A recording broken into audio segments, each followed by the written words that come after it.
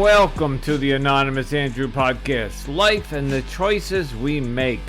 The choices other people make. This podcast explores all things as they relate to dating and romantic relationships.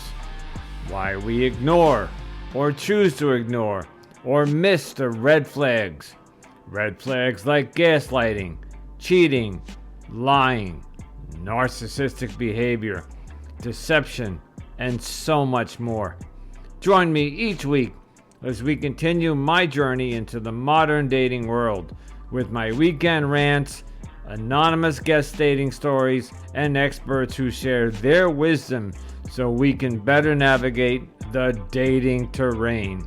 If you are new to the show or have been with me from the beginning, hold on tight for the Anonymous Andrew experience.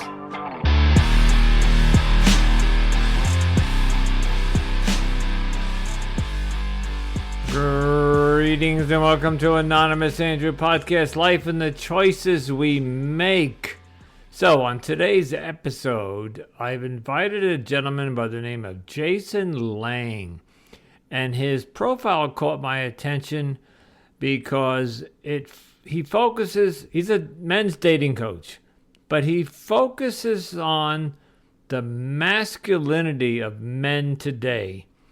And if you know what's going on in the world, and it's been going on for years and years, the men have been being emasculated in social media, on TV and commercials, and yada, yada, yada. And this gentleman is working with men to build their self-confidence, their masculine energy, bring it back up to the surface. And of course, I'm rambling, and I'm probably not doing Jason very much justice, so I'm going to do what I usually do and shut up and let the episode do the rest of the work. So coming up next, my interview with Jason Lange and the male masculine energy. Enjoy the episode, and we'll talk on the other side.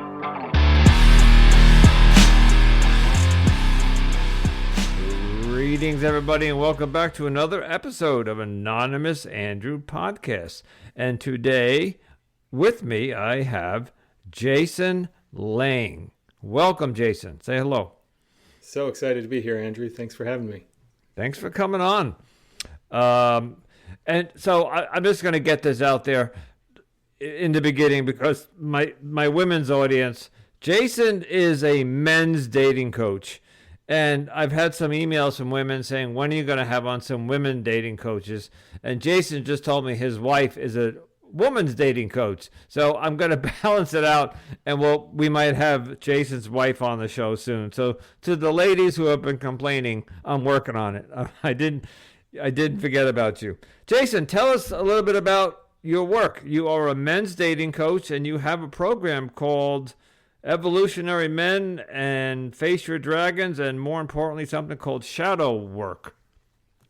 Yeah, so I've been working for men for almost a decade now, and I've been involved in the men's work world for longer than that. And my portal into the work actually came through my own pain, in the sense that just the nature of how I was raised, what I experienced. I was in so much pain around relationships in my teenage and 20 years in particular. I didn't lose my virginity till my late 20s, and it was a source of real hurt for me, not knowing how to connect to the opposite sex. Yeah. And that kind of created my whole journey. And my journey, I think, is maybe representative of now how I work with men, in that I work with a lot of men around dating and relationships. But what I'm really doing with men is helping them grow. And kind of my belief is that we actually grow ourselves into attraction, to attract the right types of partners, to be able to attract the right kind of partners. It involves inner growth and sometimes outer growth, right, in different things.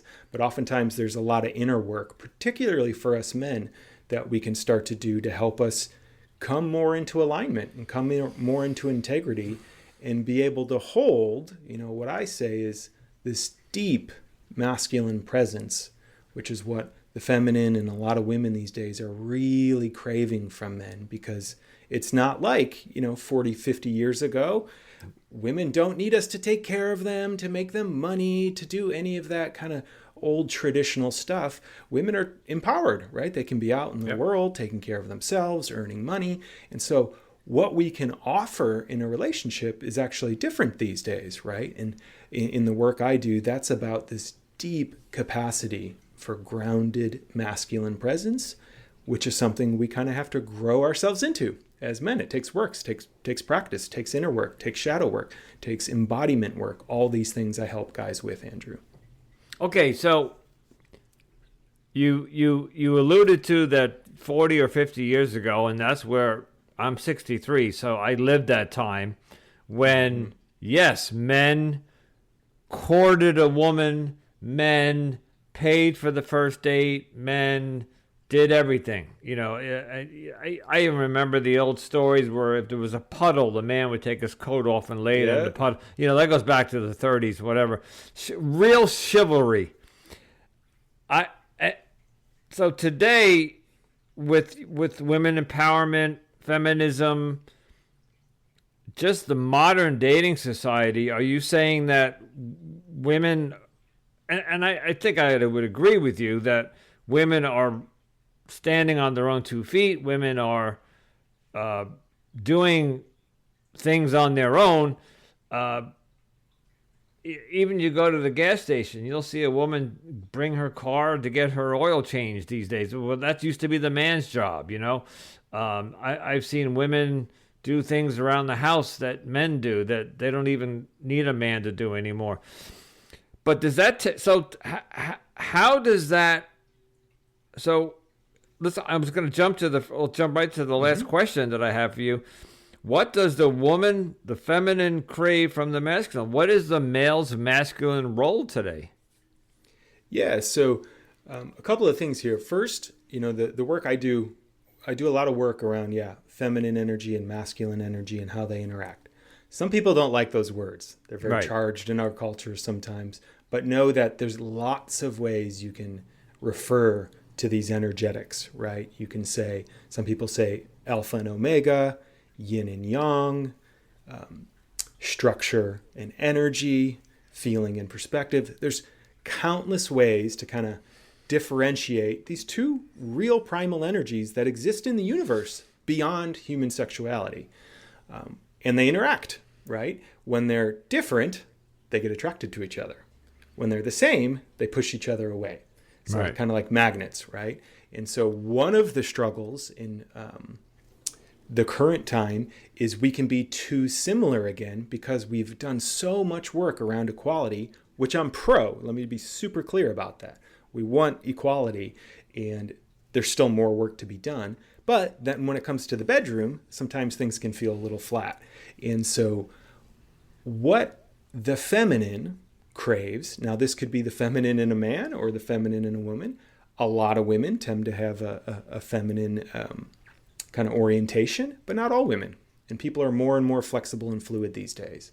But what the feminine part of anyone craves is deep, grounded, masculine presence. So the ability to really be here. Have our attention on you. Be breathing deeply. Be aware of ourselves, who we're with, and the environment around us.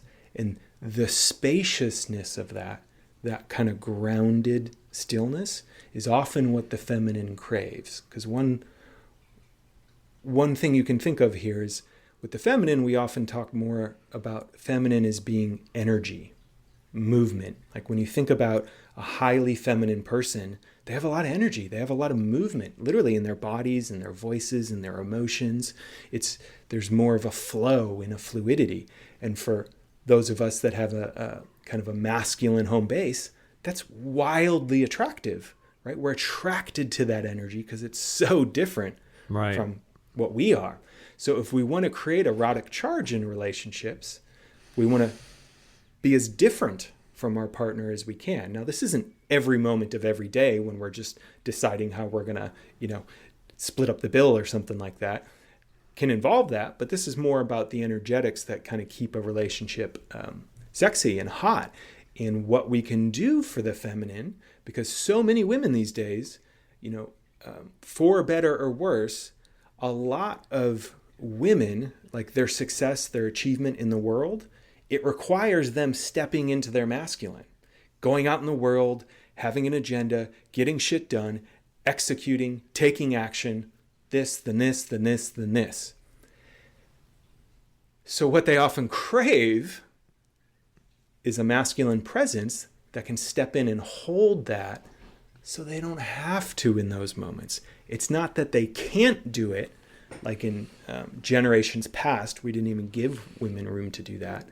They can do it, but sometimes what's most restorative to the feminine heart is to just be, right? To not have to hold anything, to not have to drive anything forward. The kind of classic imagery I use for this. And again, this can be a man, woman, any gender orientation in between.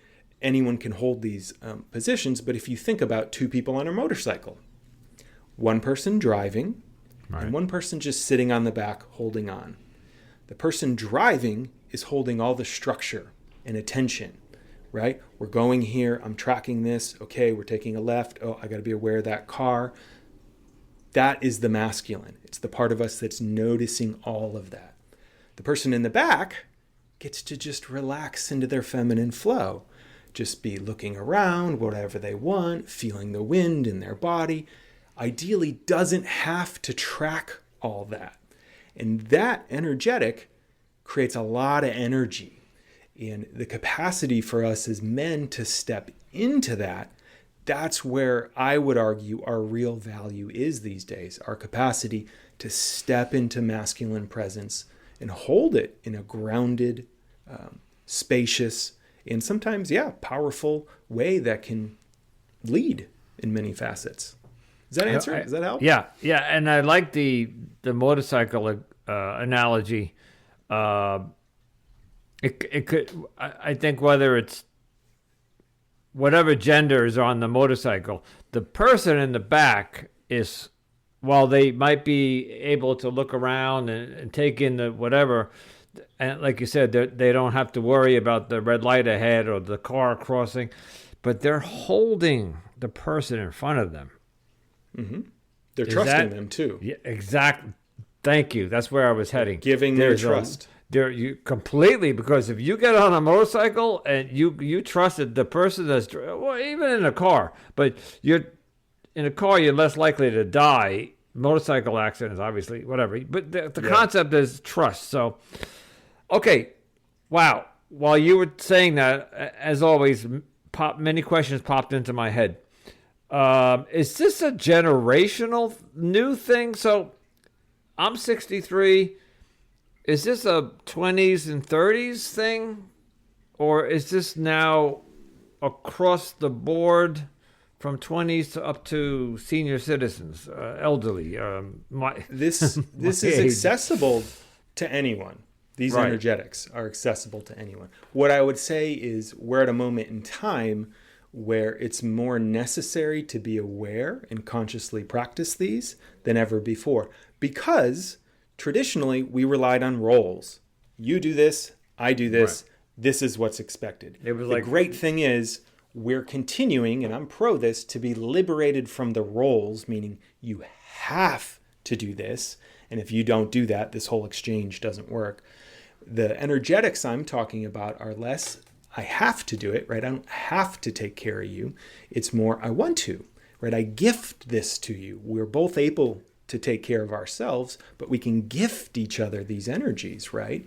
And so I think it's a new wave in the culture as we learn to interact in different ways, and these roles have continued to dissolve. We have to learn these skills, and nobody teaches us this stuff really, right? No.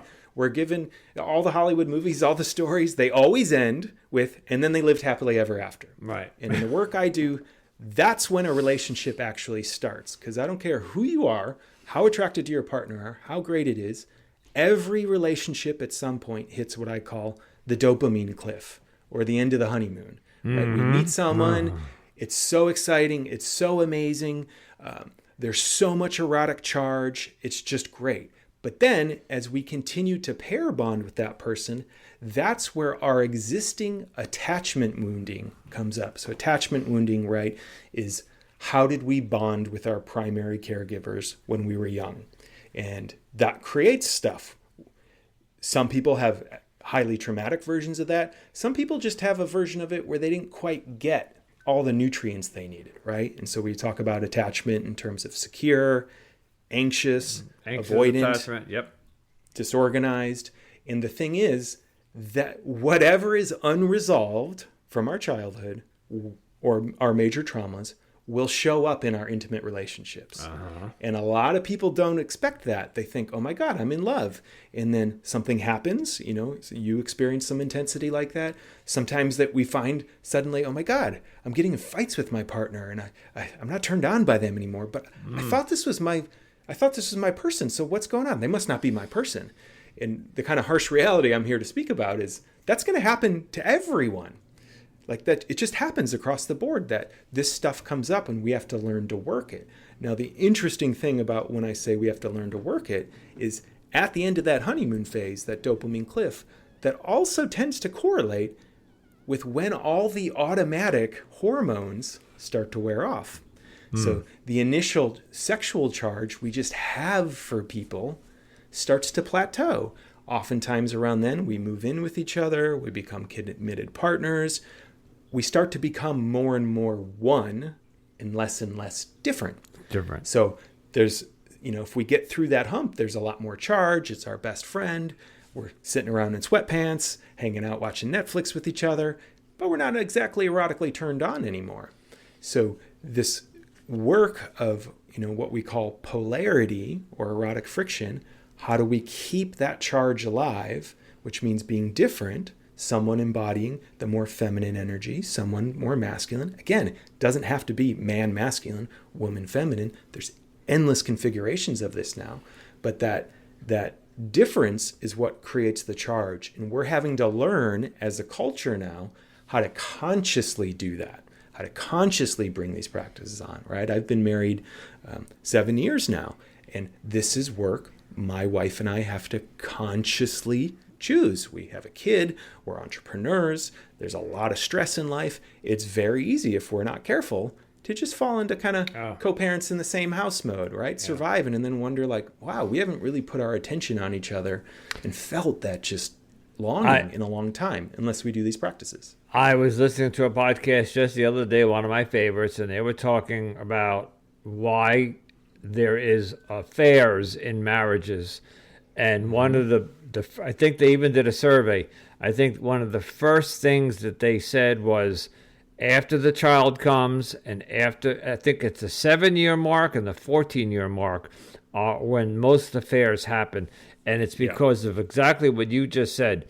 The children come in, the careers come in, they clash, and the husband and the wife or the partnership doesn't continue to nurture itself. So date nights go out the window. Exactly. Yeah. Okay. Great. I'm glad you validated that because that's my thinking. What I have a question.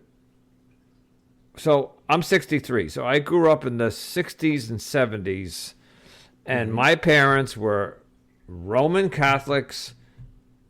I dare I say Republicans, conservative. I don't think political has anything to do with this, but let's just say conservative.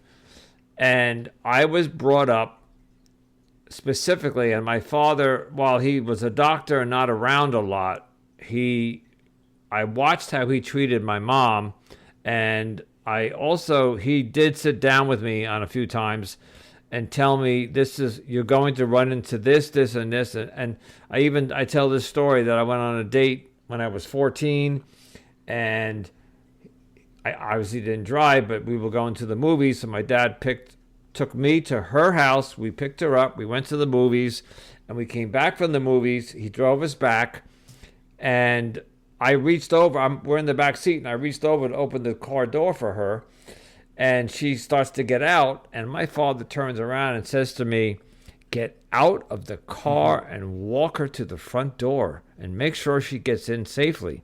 We're not even talking about saying a kiss goodnight. Just that's the chivalry gentleman thing to do. Mm-hmm. So it was drilled into me, chivalry, and I don't know what label you would put that under. Is that chivalry or gentleman? Being a gentleman.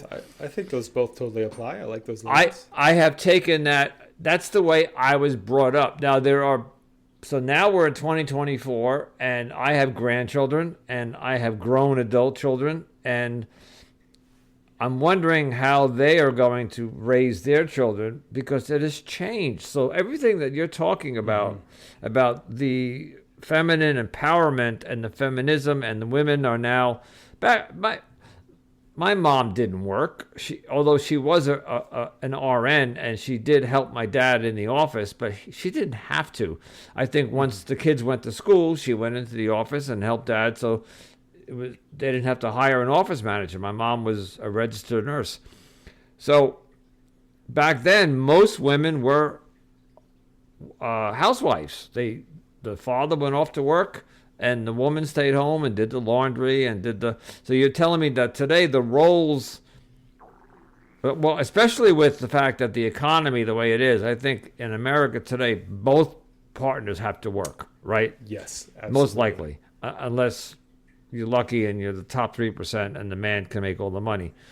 So I went on a date recently, and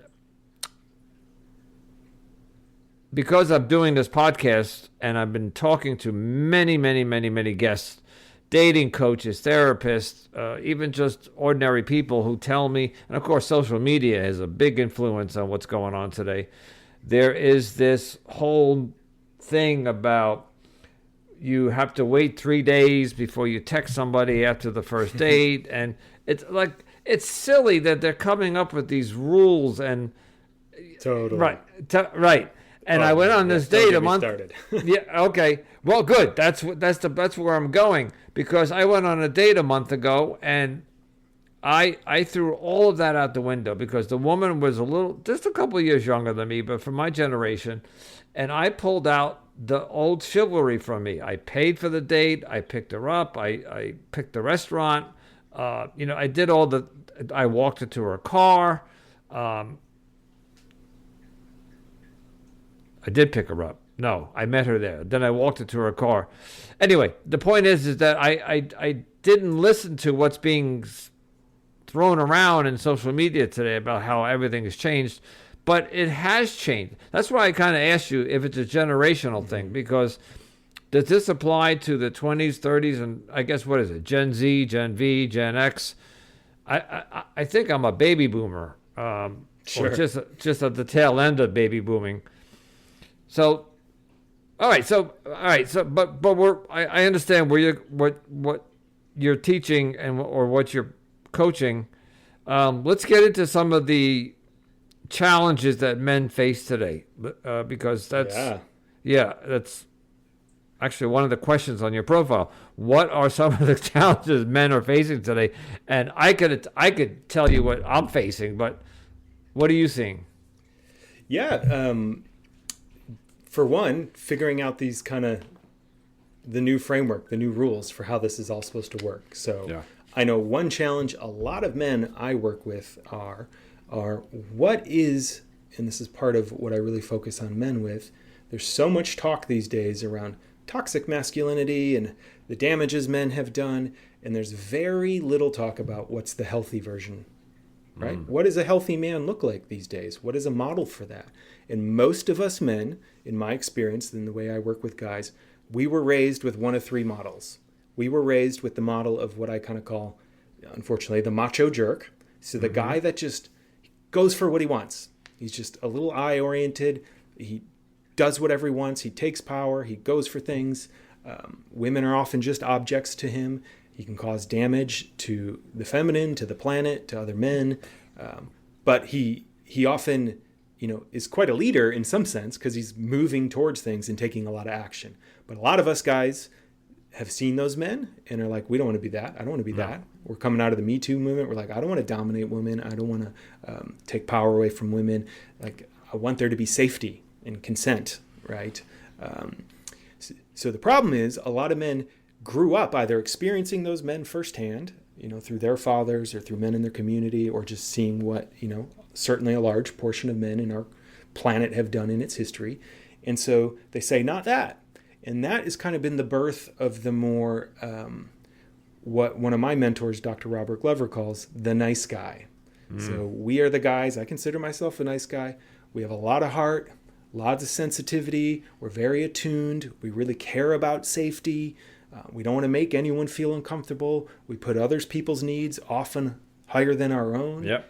And those are the guys that often get stuck in the friend zone, are often disconnected from their power, from their sexuality. And I work with a lot of men like that who, it's really challenging because they go online and, they go into the online dating and, they'll put out there hundreds of matches and they get nothing. Like they barely get anything in return, or they go on countless first dates and women are like, you're really nice, but I'm just not feeling the connection, or there's no chemistry there. Right. So they feel a lot of that frustration of just online dating. It's not easy for either side. I'm not here to say that. But there's, for men, the challenge is just being seen and heard, because, a woman can put up a profile and get hundreds of responses in a day sometimes. A man can get maybe one or two a day. Right. And then to get a match beyond that is the numbers are just unequal in that sense. So men often have to put themselves out there, and there's just like a type of resilience for some of those guys I work with. But then they get confused because, they do connect with a woman and they've kind of learned this lesson that I don't want to be a macho jerk, but then these women don't connect to me. And then I see them dating sometimes macho jerks after me. Like, like they're attracted to those guys, but they're telling me they want a nice guy. So what do I do with that? Like, that's super confusing. And those two archetypes, the macho jerk, the nice guy, are two of the big ones. Some of us guys get imprinted with what I call more the stoic. I kind of call it sometimes the grandfatherly energy. It's just a man who just shows up, does his job, does not share much about his inner world, is very kind of tight-lipped, not super expressive, and is just tough and keeps going. And the trick is all three of those archetypes create pain for men these days. None of them quite work. And so what I work with men on is, how do we become this more integrated man that has this capacity to be fully present and in our power and deeply in touch with our sexuality, but is also open-hearted and extraordinarily sensitive and cares about safety and consent. So it's not an either or, but it's a both and. How do we have both of these things? Because women want a man who they feel like equals with and they feel really safe with. And then a lot of them also want a man that they feel a lot of erotic charge with. Like, this is a man who can, light me up in some ways. And for us men, that can be super confusing sometimes of, how am I supposed to show up here? What am I supposed to do? So that's a major challenge, for one, that I see a lot of men dealing with. The other one I see, Andrew, is there's men in particular, I think, are are a lot more vulnerable to the issues that are being created with some of our societal structure shifts to loneliness, in that men aren't necessarily as relational, oftentimes by default. And a lot of the structures that used to support men connecting with other men are evaporating. They're disappearing. Social clubs, sports, things have moved online into work from home. I was working with a lot of guys during the pandemic and the lockdowns, and if they weren't on a call with me or my community, they weren't seeing anybody, right? They were just working from home. And that creates a tremendous amount of stress for us men. We are meant to be social creatures, and we're fed this bullshit narrative, particularly here in the States, of a man is somebody who's tough, a lone wolf, a cowboy that picks himself up by the bootstraps. And none of that works long term. You do that long enough, you become an alcoholic, you die from heart disease, you get addicted to drugs. Like they have tons of research of loneliness is just as dangerous for you as smoking a pack of cigarettes a day or being severely obese.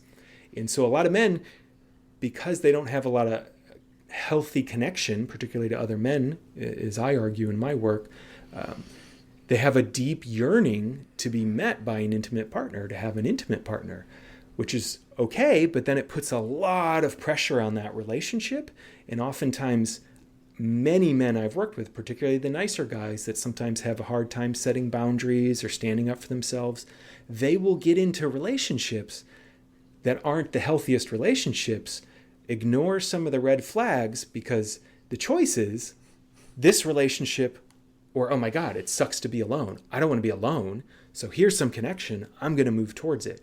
And I think men are just for all kinds of reasons right now, we're just a little more impacted by this weird shift we're going through in a culture of less face-to-face time, right? More social media, more empty calories of it. Feels like I'm connecting with people, but I'm not actually connecting with people. It's very different, right? When we're actually here, you and I, even virtually, face-to-face. We're having a conversation. There's a back and forth. I can feel you. You can feel me. Not all men have that present. So just those two things of like, how are we supposed to be healthy, integrated men these days? And how do we deal with the increasing isolation that men in particular are susceptible to these days? So, wow, you just unloaded a whole shitload of stuff. And so let me see if I can dissect some of it. First of all, you just described my last relationship where I was everything you just said. I showed up, I did what I had to do, but anyway, you saw me pointing to myself when you would, and I also happen to be an alcoholic in recovery. I got almost 9 years, but so I fall right into that category. And I also fell under the bad boy thing. So I don't know if I was the jerk, but I was the bad boy. I got tattoos, I got long hair, and I had that bad boy image, but I was nice. I set no boundaries. I ignored the red flags, yada, yada, yada. So, and I do suffer from that loneliness because this is what this podcast is about. I have not been able to sustain a long-term relationship for 30 years. I have been married twice. Neither of them worked out, but I mean, and I'm glad for them because I have children from them. But after that, for 25 years, I've been wandering this desert of loneliness. I've been dating and in relationships, and anyway, I have a question, which I think may or may not connect all the dots here. A friend of mine who's in her 30s is on a dating app, and she texted me a week ago and said, "Oh, I met this guy, and we're talking, and I really like him. He's cute, and I think, and she said, this is one of the first guys that didn't ask me to send him a nude picture. He didn't start, he didn't want, he was almost very pleasant, and he said, he texted her good morning and yada, yada, yada.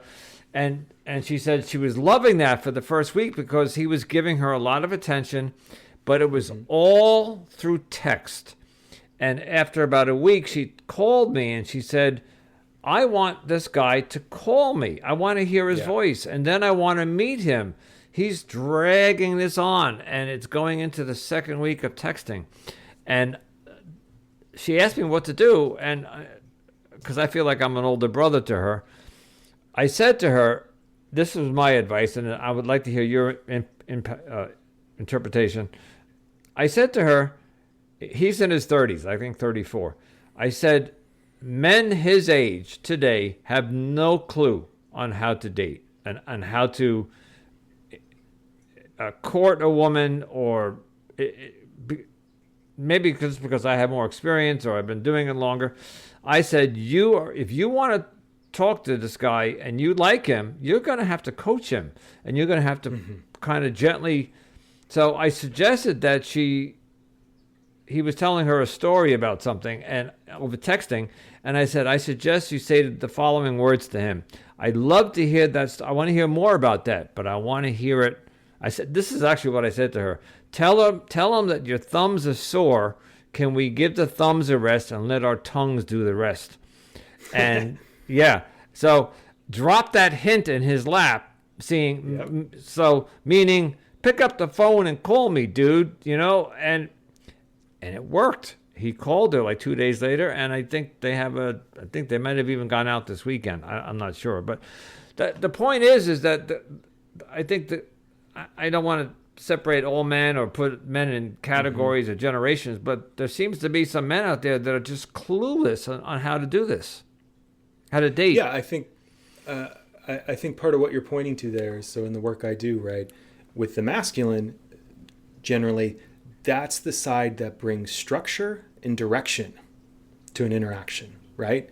You name a time and place, you move the ball forward, you give direction to the relationship. A lot of men these days aren't comfortable doing that, or they're afraid to because they don't want to seem like a creep or too forward or any of those things. So they kind of take their foot off the gas. But what that does is it puts the woman in the masculine. Yep. Because then she has to lead. Yep. She has to be the one to take the initiation. You coached her in a really great way that was kind of fun and playful and responsive that allowed him to kind of step in that without being too directive. But that's hard work. And a lot of women do have to do that these days. But there is that yearning for a man who, just takes the lead and brings the structure and moves things forward. And I work with men a lot that, get it off chat and text. You want to get to real in-person connection sooner than later to see, are we a fit? Right? And you want to know that sooner than later because you can have, and many men I know have experienced this, right? Week-long, month-long, highly connected text streams and chat, and then you meet in person and it's just dead. So it's a whole month waste of time, right? So exactly. So I work with men to, as weird as this sounds, you want to get to rejection quickly. Yeah. You want to make it face to face and feel each other in person and just see, hey, are we interested in exploring each other more? This friend of mine, she felt awkward. I said, well, why don't you just call him? And she says, no, I want him to do the work. I want him to court me. So there is some, I guess, whether it's female empowerment or what, I guess there's either a fraction of women or there's still some women or many women still want the man to do. You were talking about roles before.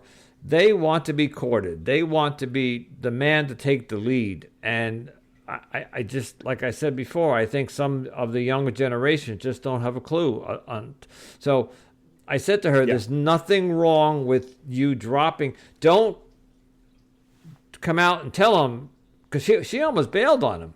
And so when I told her what to do, it worked. And now I may have created a union just through a simple advice, but I don't know. That's great. But how are we going to help the rest of the men out there that are lost? I mean, you're doing your thing, and I'm trying to do my thing, but can't reach everybody. So tell us a little bit before we'll wrap up shortly. But let's get into, right on your website, you have The Evolutionary Man, Face Your Dragons, and Shadow Work. So walk us through a little bit about, so if I come to you, tell me how you would work with me. Sure. Yeah, I work with men in a variety of ways. So I do the kind of more dating and relationship coaching like we were talking about. And then I also do deeper inner work with men, which I call shadow work. And they're not separate, but I run them in different programs as they're different angles in, because the depth of kind of what I work with men on is, most of the time our work as men is to get more embodied, so get out of our heads and into our bodies, directly connected to the sensations we're experiencing in the moment. Right. Most of us men fly up here ruminating in our heads all the time, and women can feel that. They are rarely attracted to a man whose attention is on his own thoughts. Right. So I work with men on embodiment, because once we're embodied, we're grounded and present. That's where we can hold that space that tends to create deep attraction for the feminine. One of the tricks to getting embodied, though, is as men, we are not taught how to be in our bodies. In fact, we are actively celebrated for being disembodied in most places in the world. We are celebrated for being tough, working hard, pushing ourselves, having no limits, not showing weakness with emotions, which when you translate all that, it means be out of our bodies. right? Whatever's happening in our body, whether we're going to war, whether we're working a 90-hour-a-week job, whether you name it, Right. high achievement sports, our bodies being beat up in order to, create this thing. We tend to be celebrated for not being in our bodies, and we're not taught how to be in our bodies. And in our bodies, Andrew, emotions start as sensations in our bodies. And so men, again, are rarely taught how to be with our emotions. Most men, depending on the locker room culture they were raised in, are actively mocked for showing emotion. Yeah, absolutely. They're called pussies, they're called whatever. And so what we learn is to disconnect from our emotion, which means disconnect from our body. And then what do? When we have uncomfortable sensations in our body, we turn to something outside of ourselves to change our state so we feel something different, be it booze, weed, sex, pornography, gambling, masturbation, video games, you name it. We change our state. Or, the biggest one in our culture still, like I said, and globally, is really just alcohol, right? Yeah. Men and alcohol. They're just men drink. Yeah. What does that actually do?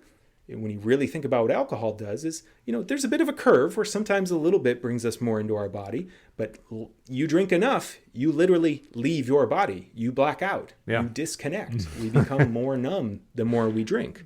And so the work I do is helping men come in to our bodies. The edge for a lot of men in doing that is any unresolved emotional trauma from their history, from their past, from their childhood, from previous relationships that we're not taught how to be with, so we eject it out, right? Like I said, through ejaculation, through booze, through different things. So shadow work, as I lead men on, is the process of what has been running the show for me that I haven't even been aware of, right? Shadow is this idea there's parts of ourselves we can't see. They're hiding in the shadow, right? We turn, we can't see our own shadow. So shadow work is the process of there's often all this unresolved emotional material from my own experience.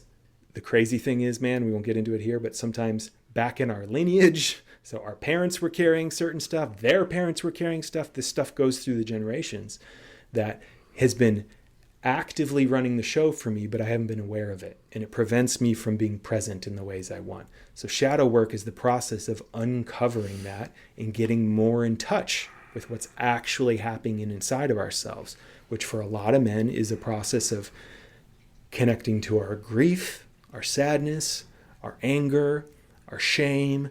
This shows up in all kinds of different ways, but it's, there's only so many paths in a sense. So the work I do tends to lead to some similar places for men where we learn quite simply through shadow work how to feel, how to be present in our feelings, in our bodies, without collapsing, without numbing out, and without getting reactive and like pushing that anger out onto people and being, dangerous in some way. We learn to hold and contain our emotions, but not disconnect from them. And on the other side of that shadow work, for most men, is a lot more vitality, a lot more presence, and particularly important in relationships, Andrew, the more comfortable we are with the full range of our emotional experience, the easier it is for us to be fully present without trying to change it or fix it with our feminine partner. Oh, she's feeling sad right now. Okay, I'm just going to be with you in your grief. As opposed to a lot of us men, when we aren't comfortable with our own grief, if our woman is not feeling well, what do we want to do? We want to fix it and get her to feel something else, right? So, oh my God, have you thought about this? And that tends to drive most women just batshit crazy when they're like, I just want you to be here with me. I couldn't agree with you more than 100%. I'll tell you two quick scenarios that happened to me. Well, one that I learned, and then one that I think you were explaining. I took my ex to a concert. It was a small venue, but it was like a club, but it was a restaurant type club where you could, whatever. And it was a special show, and we got dressed up, and we went to dinner, and we get to the restaurant, we get to the club, and we had VIP seating, and this is where I didn't share something with her. When we sat down, I had been to this venue many, many times, and when we sat down, it's surrounded with bars. So there's like a bar, like every exit, there was like a little bar. And then down below, we were sitting up top, and down on the ground where the stage was, there was a full bar.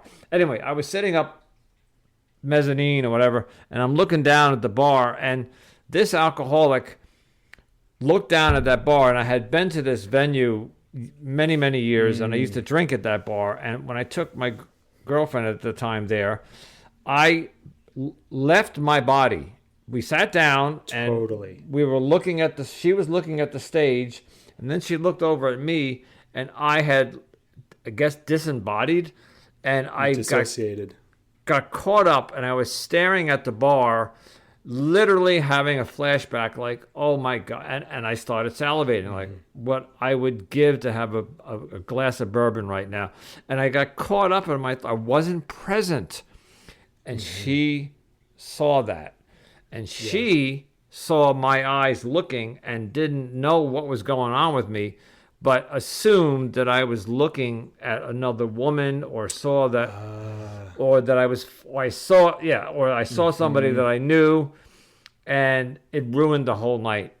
And we had this whole long conversation on the way home, and she didn't buy it. She was just telling me, no, I saw your eyes, you were looking at somebody. And I was like, no, honey, I was caught up in some old whatever. I have learned one thing, and you mentioned this, one thing that I have learned is, if you're dating a woman, or even after you've moved in or got married or whatever, they want you to listen to them. And I went on a date a month ago, and I tried something new that I haven't done in a while, is I shut my mouth.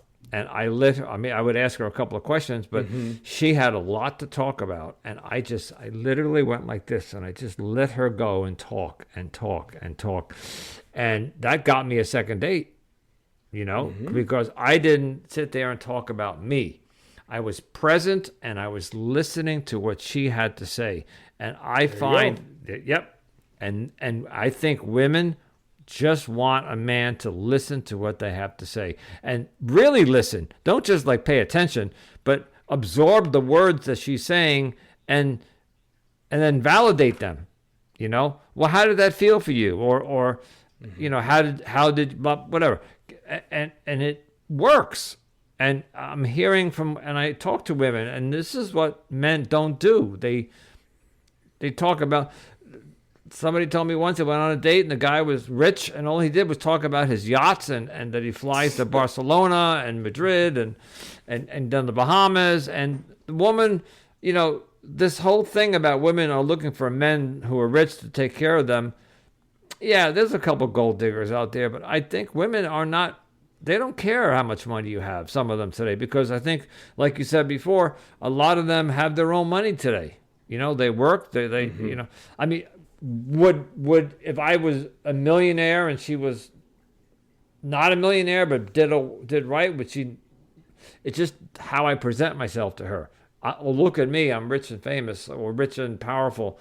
They don't want that, from my experience, from what I'm being told. Well, I mean, this goes for both men and women, but shallow people are attracted to shallow things. So there are going to be couples and relationships that work based on the surface level. Right. Generally, a woman's body is offered in exchange for high status or money, right? Yeah. There's a level of that does work, people do that. But what we're talking about here, and I imagine the type of men and women that listen to your show, they're interested in depth. Something more than that. They don't want to just be valued for their bank account or their body. They want to be valued for the human being inside them. And that's where this deeper work does really become important, because the more as a man you can bring depth, and you are in your depth, the more you're going to attract partners who are also in their depth and who can see that and know that. And part of why I focus so much on this idea of inner work as men is the more inner work we do, the more we attract partners who are doing their inner work and see the value of, wow, you're somebody who's taking responsibility for your life. Just the way you were raised, the experiences you've had. It's not about being a victim. It's just, hey, some stuff happened to me, and I'm learning how to become a healthy, whole human being. As we do that work as men, I've seen it time and time again, we start to attract different partners, and we are attracted to different partners who who are often coming from a more whole, healed, and growth-oriented place. Yeah. Jason, I think you are fantastic. I think the work you're doing is I'm in alignment with everything you just said, and I wish there were more of you out there because I really truly feel that not just the younger generation, but even my generation, there are men who are still clueless as to what women are looking for in a man.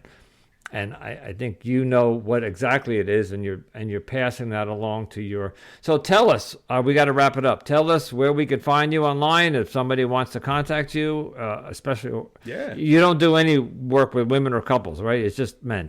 I do some work. I can do work with couples. My wife, like I said, I work with my wife, and we'll do couples work, and she'll work with women, and sometimes we co-work together. So, but I don't personally, individually work with women. So where can? Yes.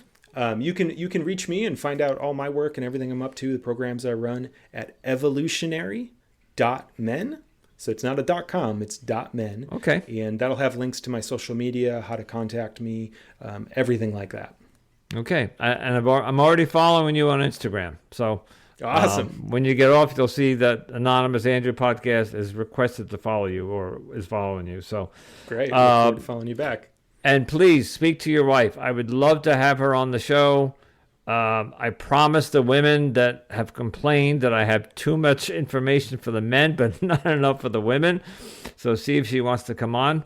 And I can't thank you enough for your wisdom, for your information. And I hope one man today got something out of this, because it's one, like my alcoholism is one day at a time. We can help men one man at a time. Yes. So all right. Yes. Jason, thank you so much, Andrew. Thank you for joining me.